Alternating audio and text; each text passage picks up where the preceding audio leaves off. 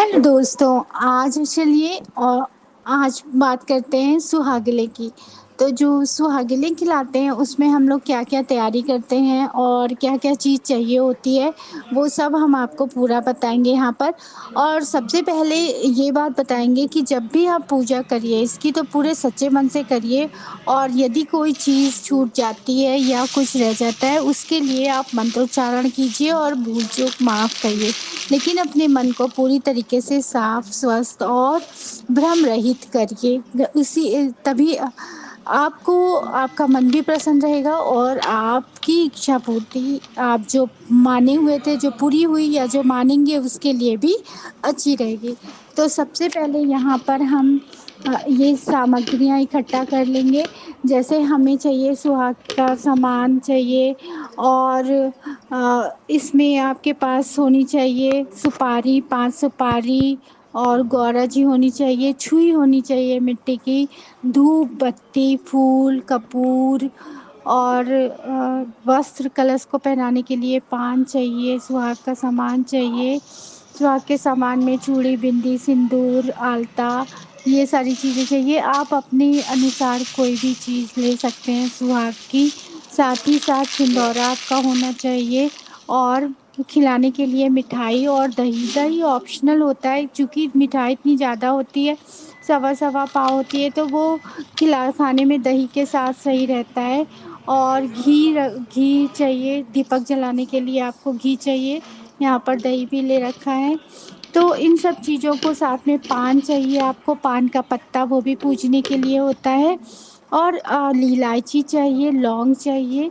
इन सारी चीज़ों को हम इकट्ठा कर लेते हैं। उसके बाद हम अपनी पूजा की शुरुआत करते हैं। एक पाटे पर 4 पुतिया बनाते हैं, और जो जिस चीज़ की मानता आपने मानी है उसको मन में रखकर उसको पूजते हैं। पहले जल छिड़कते हैं, उसके बाद फूल, अक्षत फूल चढ़ाकर पूजा करते हैं। छुई में भी आप सिंदूर चढ़ाते हैं।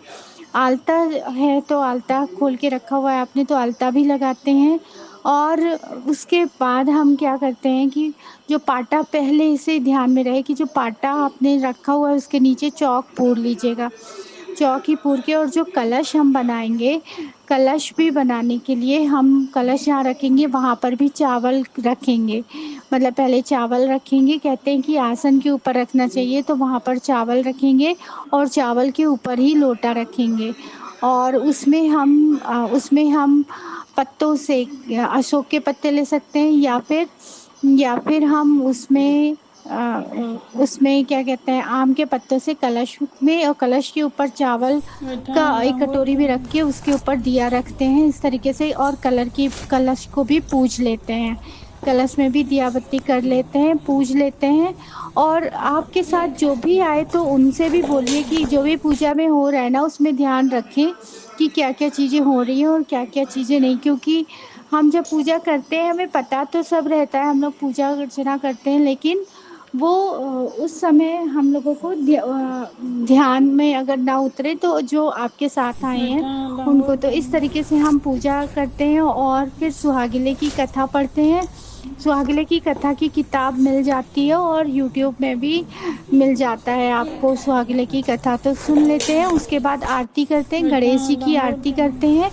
और फिर पूजा हमारी आरती से पहले, मतलब आरती करते हैं, ये सब काम करते हैं, लेकिन उससे पहले जब हम सामान चढ़ाते हैं पूरा माता को, जो हमारी संकटा माता है, जो हमारी माता है जिनकी हम पूजा करते हैं, सुहागिनी माता, उनकी हम पूजा करते हैं, उनके ऊपर सब सुहाग का सामान चढ़ाते हैं उनके ऊपर। और फिर क्या कहते हैं, हम कहानी सुनते हैं। कहानी सुनने के बाद ही हम आरती करते हैं। आरती करने के बाद हम वो जो मिठाई है और दही है वो खाते हैं, और कोशिश यही करते हैं कि पूरा खा लें उसी समय बैठकर। अगर नहीं खाई जा रही है तो आप पूरे दिन में उसे खा सकते हैं, लेकिन नमक नहीं खाना है।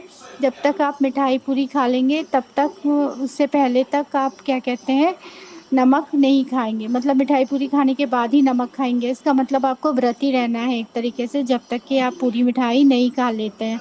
तो इस तरीके से हम सुहागिले की कथा पढ़ते हैं, सुहागिले की पूजा करते हैं। और सच बताएँ कि कोई भी पूजा कीजिए उसे सच्चे मन से कीजिए और उस सच्ची आस्था के साथ कीजिए और जितने लोग आएँ वो भी आपसे जुड़े हों और सच्ची आस्था से आस्था के साथ आपकी पूजा में शामिल हों, तो यही सबसे बड़ी बात होती है। जय माता दी।